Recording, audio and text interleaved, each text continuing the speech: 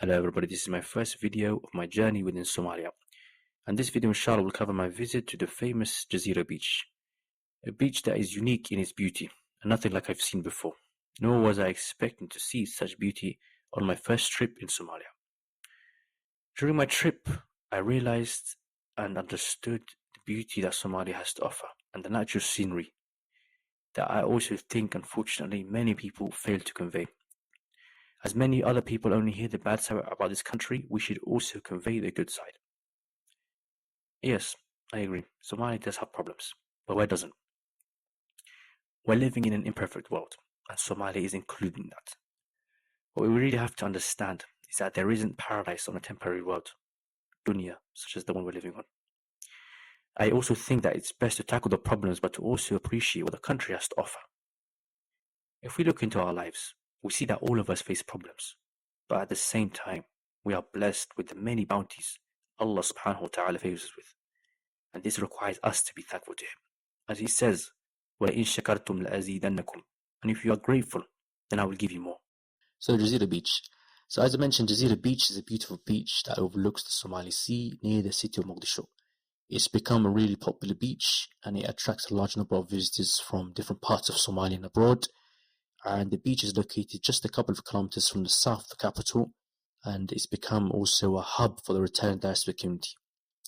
The area is thriving with many hotels. There were restaurants that I saw, and also opportunities for boat rides, which in turn provided employment for the local young people there.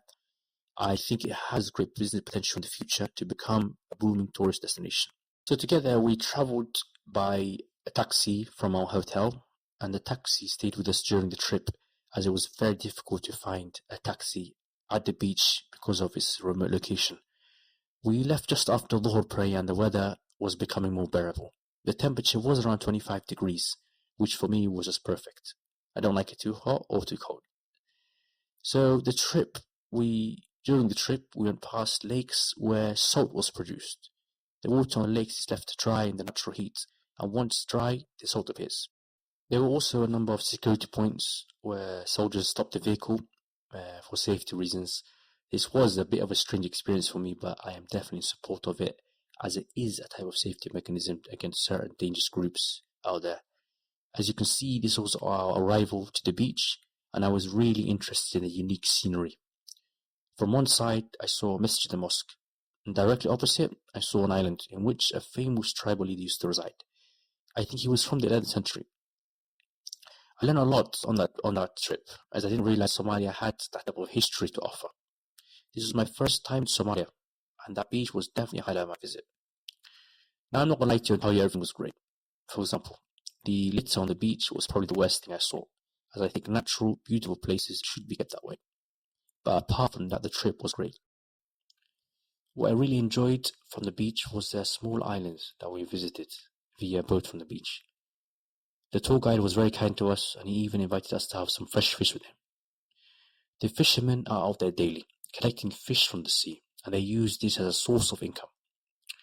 The beach has some of the most beautiful scenes I've witnessed. The pristine sand combined with the light blue sea is just something spectacular.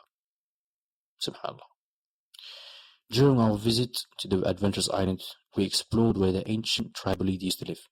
We saw where he ate, we saw where he slept, and we saw where he worshipped Allah subhanahu wa ta'ala. And we also saw a copy of the Quran on one of the cupboards. The island is in a very unique place. Not too far from the shore that it was impossible to reach, but also not too close so that anyone could just swim there. I found it a very serene place, and I don't blame the tribe leader for picking it as a home, as it was definitely a peaceful abode.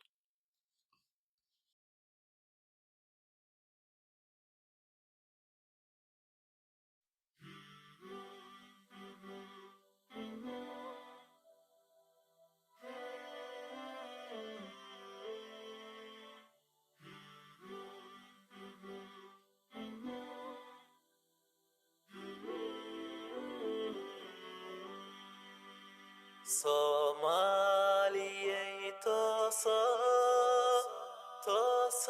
iskutir sadae hadbakina tagdarane tagera wiligine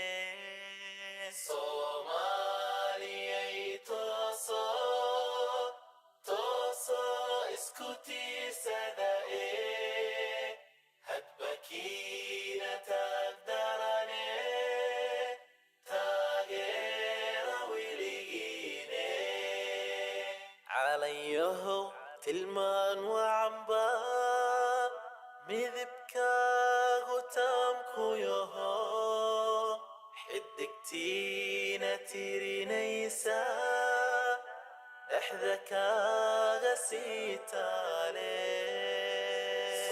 صومالي توصو توصو اسكتي سدائي هدبكينا تقدرني تاغير ويليني وحقال لأويايو المذو إيغا قبانيسا اختيار اللوديدو لا أدون سغانا هاي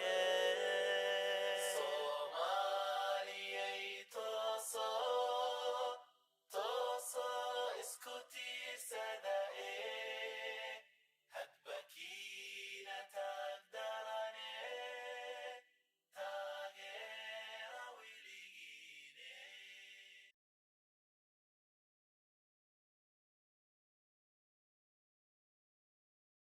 Alright guys, so we've just finished our little tour of this island, and just heading back to the boat, and the guide's going to take us to other places, so I'm going to be recording things there, hopefully. So inshallah, stay tuned and give it a like. Wow, this place is actually too beautiful, honestly. I'm shocked how beautiful it is. You know what is, in the news, you see a lot of negative things about Somalia, and it's as if yes, true, it used to be a war zone, but currently a lot of things have changed. Alhamdulillah, it's much safer.